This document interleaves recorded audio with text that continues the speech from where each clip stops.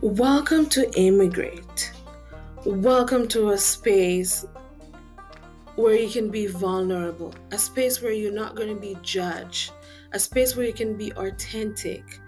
And my hope and desire is to inspire and motivate everyone that click onto this podcast.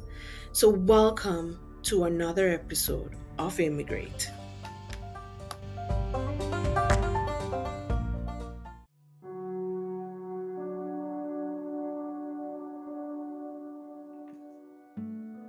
Trigger warning alert. If you're struggling with anything that has to do with mental health, just be mindful that these episodes might be a bit intense, and it's okay if you can't listen it right now. And as we go on, let's just pray. Heavenly loving Father, everyone that clicked onto this podcast may receive a power that and a peace of mind that is far beyond measure. In the name of Jesus, I pray that you may cover them. Whatever trigger warning that might be in their mind, remove it in the name of Jesus and help them be blessed. Help them to listen and listen with a keen heart in Jesus' name. Amen.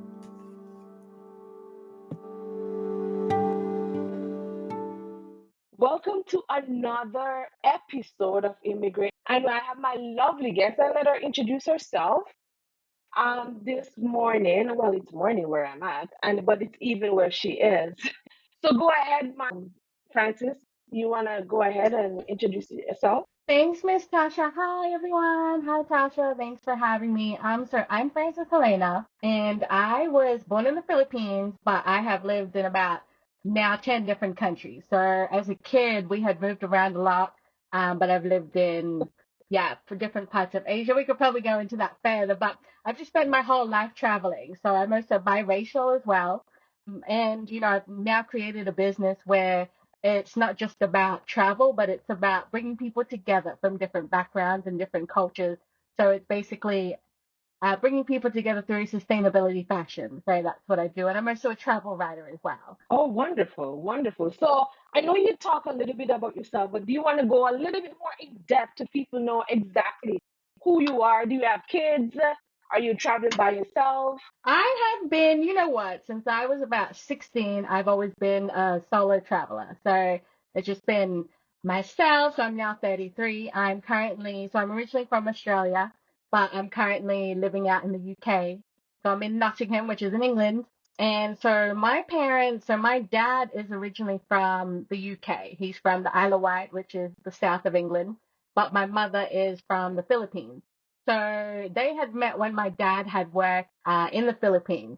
So that was back in the 70s. And then a few years later, they got married, and ta-da, there's me. So, and yeah. And so from his job, basically my dad's job, he was a project manager. So from him, we were able to travel all over the world. So we've lived in Mexico, we lived in Malaysia, China, Singapore, Hong Kong, the Philippines. Where else have we lived? See, sometimes I get like that. I'm like, I don't know, Australia. And then I lived in the UK by myself. I lived in New Zealand by myself. I've done a couple of student exchanges in Laos and Germany. And I've done like a volunteer program out in Fiji. So I'm all about traveling by myself. I have traveled with friends. Sometimes, I guess when you're with friends long enough, you're kind of like, it's not bad, but everybody has their differences and everybody wants to do different things. And I've always kind of been that sort of person where if I'm going somewhere, I'm going to go somewhere regardless because I want to go see it. I'm really into history and nature. My dad brought us up on David Attenborough. So we've been really on Oh, about okay. that in Discovery Channel. Yeah. So that's pretty much how we ended up traveling because of his job. So he was one of the engineers for the Twin Towers of Malaysia in Kuala Lumpur, which was once the tallest building in the world back in Oh, wow. 1997, 98. Yeah. I should know the date exactly, but I can't remember. But No, that's fine. yeah, no. Yeah. Yeah. Wow. That's amazing. How is it like traveling by yourself? You know what? It has its moments. You know, I know today we talk a lot about mental health, right? So when you travel by Yes. yourself, it's great, it's fantastic. You can go do whatever you want to do by yourself. There's no rules, right? But it has its moments where you can, you know, you can get alone. You feel like, oh, should I be with somebody? Should I have like a partner? What says? Okay, no. I just sort of go 5, 4, 3, 2. But you know, it just Oh. has its moment where you're not really sure about what you're doing, you know, but that's okay. It happens to all of us. You know, it doesn't matter if you're an experienced traveler like me, if you're a beginner, you know, it has its moments. And I think that's the biggest thing when you travel. It's about seeing what's out there. You wanted to go out there in the first place to actually find Hmm. yourself or learn from, you know, whatever's out there. So, you know, I have moments where I'm okay with it, and then some moments I'm like, oh, I feel a bit homesick. I miss my mom's cooking. I love my mom's cooking. Just the best, you know. Yeah. And I live on the other side of the world, so it can be pretty hard, you know. Sometimes like, oh, I just want to go back, and I mean, it takes 2 days to get, you know, to where I'm from. It's not like you can just go take a train to France and you're there. No, it's you know, Yeah. it's costly at the same time. But no, I think it's definitely been a journey, and I enjoy it. So I have a lot of fun. And at the moment, I've been staying with a friend through a group called Host a Sister, which is on Facebook. It's about women coming together from all different backgrounds, and they host you for free, and you do something nice for them, whether you pet sit their cats or dogs or take care of their house, whatever it may be. So you make new friends as you go along. So you're currently in UK. Yes, that's right, in Nottingham. Okay, so why did you decide to stay there other than Australia or the Philippines? Because your mom is still in the Philippines, correct? No, no, my parents migrated to Australia back in the 70s. So why didn't you not stay in Australia, but you're in the UK? Because of the friends, or you just decided I like UK better? Well, I've lived in Australia since I was 12, and I've always been traveling. Every year I go somewhere new, but because I started my own business, I'm in the fashion industry, so I'm a fashion designer. A lot of the business is out here in Europe, in the States, Canada, and it just sort of made sense to stay out here. So my dad originally is from the UK, so I'm working on getting the passport through him, and that's sort of in process at the moment, and so I'm sort of able to stay. But being an Australian citizen, you can stay in the UK for about 6 months without a visa, so that's one of the benefits of it. So I Oh, don't have okay. to worry too much. Yeah, so it's really for business. So and it takes 2 days to fly across the world, so I don't want to keep going back and forth. So. Right. Okay, so do you mind sharing a time when you feel like you had a mental breakdown and how you overcame it? Oh yeah, definitely. You know what? Since we've been doing this business, so the brand is called Beautifully Diverse Fashion, and it's Yeah. basically it's sorry, can't even speak today. Basically, it means that beauty that beauty comes in all different shapes and sizes, and it's actually based off my travel experiences because we lived in a time where when we traveled business class. So my dad's company would pay for everything, and we would get to go, you know, all the 5-star hotels, you know, whatever. And this was a time where social media wasn't around. So you couldn't sit on this app and actually talk. You had to talk to people. So, you know, a lot of the Mhm. times that was pretty much the difficulty back then. If you didn't speak the language, and it's a happy problem, really. You know, it was more like you had to figure out how to communicate to get your message across. Otherwise, you're not going to survive there, you know? So, but you know, when you travel, you encounter so many different things. And I think the biggest thing for me was while I've been running this business, I was in New York back in September, and I didn't have anywhere to stay. So I didn't actually know about um, host a sister until I was in the US. So one of our models had shared it with me. And so, you know, I tried to get a few people from the group to come and like, you know, host and everything. But being in New York, if you haven't been to New York, it's a lot of the buildings are smaller. So in Australia, our houses are probably like double the size of New York. And in New York, a lot of people just Right. don't have the space. It's not that they don't want to help out, they don't have the space. And I was Correct. basically in New York. You were just like, I didn't know what to do. I didn't know that many people, have just started the business. I've just, started making new friends. And I'm sitting here outside. If you've been to Central Park, there's the Met Museum on one side. So this park is Mhm. massive. Go there if you haven't. It's beautiful. I love sitting in there. But I was sitting outside this park and I was on the phone to my dad and I said, oh, I don't know what I'm going to do. I literally was crying on the phone to him. And, my dad's retired now. So I was like, I don't know what to do. I don't know how we're gonna do all this sort of stuff. I don't even know what I'm gonna say tonight. And since my dad's retired, he hasn't got like that much income and stuff like that now. So it was, he sent me Mhm. like about I think $50 or something to help me out, and I had to figure all this out because I was actually basically had my suitcase, my two of my Huh? suitcases, and I was sort of like walking around New York. Who walks around New York at nighttime? You know what I mean? But I went back Yeah. to this previous place I was staying. I was staying with a girl who had some family over, so she couldn't have me anymore. But a nice security Right. man from that same building had helped me out. So he let me sleep in the theater room. They got a theater room, the movie room downstairs. So he let me sleep in there for a couple of nights until I was able to go and find somewhere else. I went to a friend's place in DC. But that whole time I was just like, what am I doing? Why am I doing this crazy stuff? Like, why didn't I have it all together? Because I was in there for a fashion show for New York Fashion Week. So we're in a competition. And, we thought we'd get like a constellation prize because that's what the company had promised that everybody get third, second, and third place. There was only three of us that entered. And so, the way I overcame this, I just had my moment, cried, all that sort of stuff. But I was like, you know what? You can't be out here crying. This is it. This is what you came out here for, And, you can't even go back home, which is crazy, so you just have to figure it out, just start contacting people. So it's like I had to get myself together for that 5 minutes and Yeah. was like, okay, you need to figure this out. You're going to make this.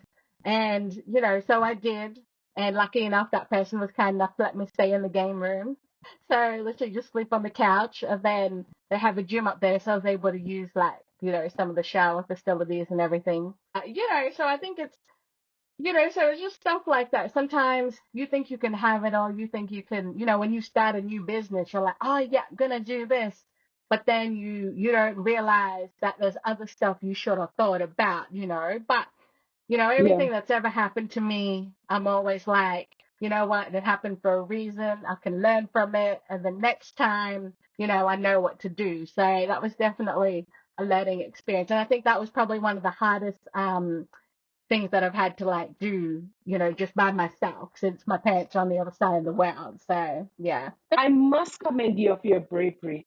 You are so brave. Like I'm listening to your story and I was picturing it and I'm like, oh my God, she's so brave. Like I probably would do the same thing, cry and I'm like, but my parents are in Jamaica, so it's not like they could just fly and come help me. But it's just commend you. And then sometimes I believe in God, so I will use his name. And sometimes God just put the right people in your circle to take care of you. And that guy helped you. And that's amazing. And the way you're like, I gotta figure it out. This is what I came here to do. And it turned out beautifully.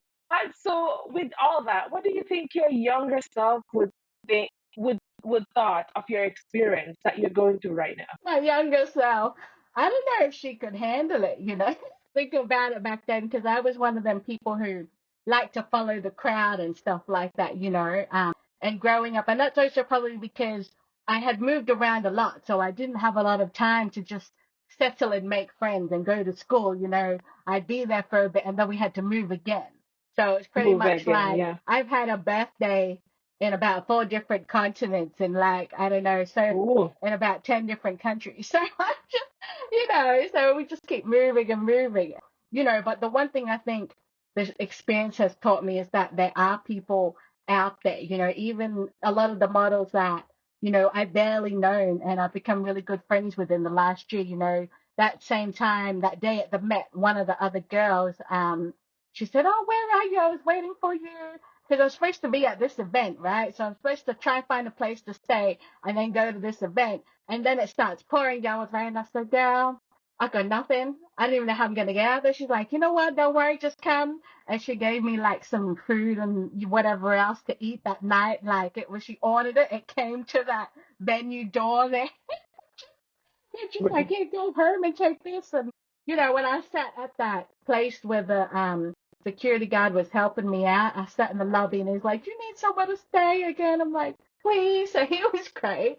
But no, my younger self, yeah, you know what? She been through a lot. My parents are separated now and everything. So and I was the only child. I grew up as the only child. So, it was sort of like you didn't really have anyone to sort of turn to because my dad's always working away. My mom and I, we have a better relationship now though, but it was a cultural thing.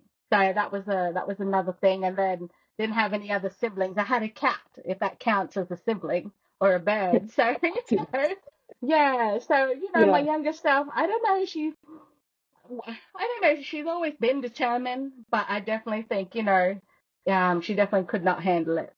Yeah, definitely. Mm.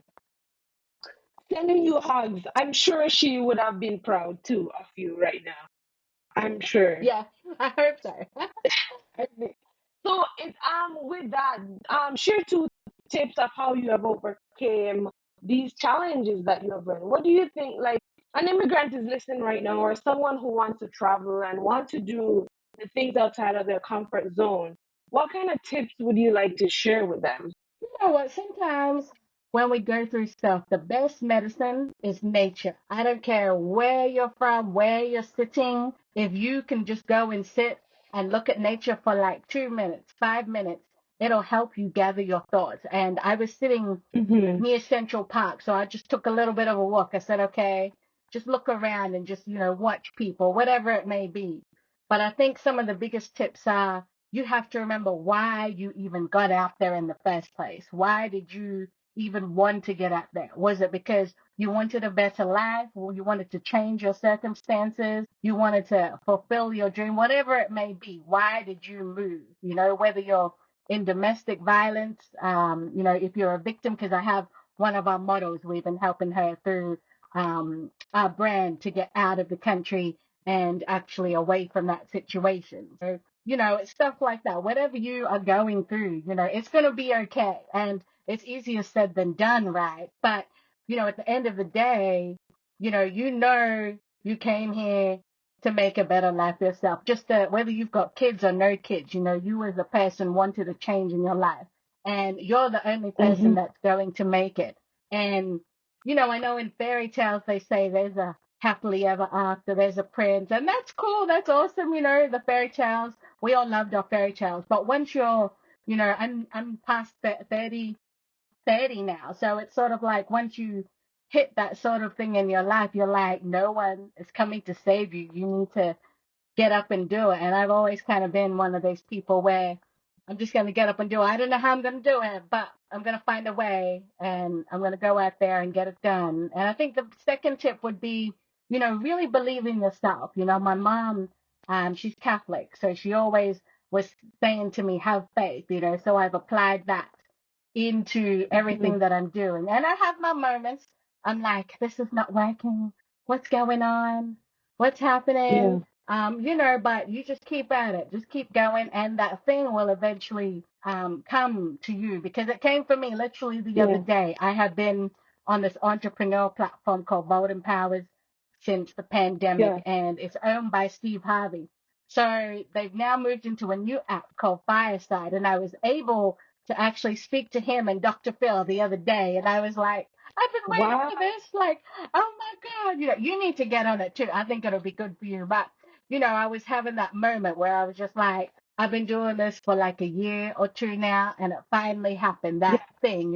So Yeah. it's definitely going to happen. You just have to have faith. Oh, that's amazing. It's true. When you prophesied or say things and it happened, it's just amazing. Because I was saying it to a friend yesterday, words that we say sometimes, and then when you look a year after, 2 year after, you're like, wow, it happened. So congratulations. That sounds beautiful. And then we're finally wrapping up. How have you think your spiritual journey has impacted your overall experience? You know what? I think that's an interesting question. So I grew up as a Catholic, so I went to church every Sunday. You know, Easter we go to church, all that sort of stuff. But as I got older, I think for me, I had picked things, the good things. You know, we always talk about the bad things and stuff, but I had picked the good things out of what I wanted because I realized church isn't really for me. You know, I'm happy as long as I'm not hurting anybody, you know, as long as if I'm helping people, then I'm okay. But, you know, I've always had that, you know, I think, and that's thanks to my mom really, about having faith, you know, always just believing in what you're doing. So I think that's been a big thing with me because there are some times where I just have this moment and I'm like, God, I don't know if this is going on, what's happening, but I don't know what it is. You know, there's something about spirituality, that's just magical in some sort of way. Like you just see some sort of sign. I don't know if you believe in those sort of things, but there's just some sign that shows you, yeah, you're doing the right thing, you're on the right path, or whatever it may be. So I think that's where it's really sort of helped me in a way to actually really have more faith and actually believe more in my spirituality journey. Because at times I was like, oh, it's a little bit scary, but then I'm like, oh no, it does work. So you know, it's been one of those things for me. I don't know about you.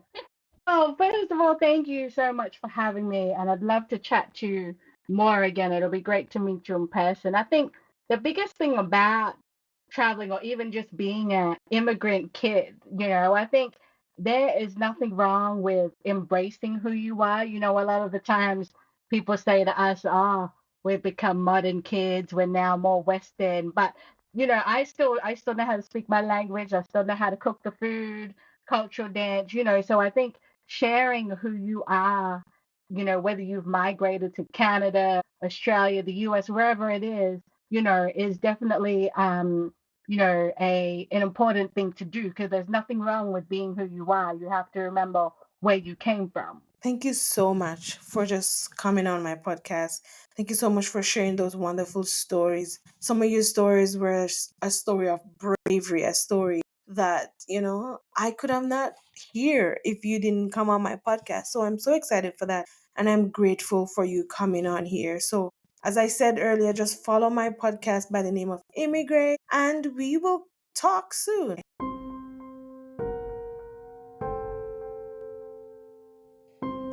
Thank you, everyone, for listening to that wonderful interview.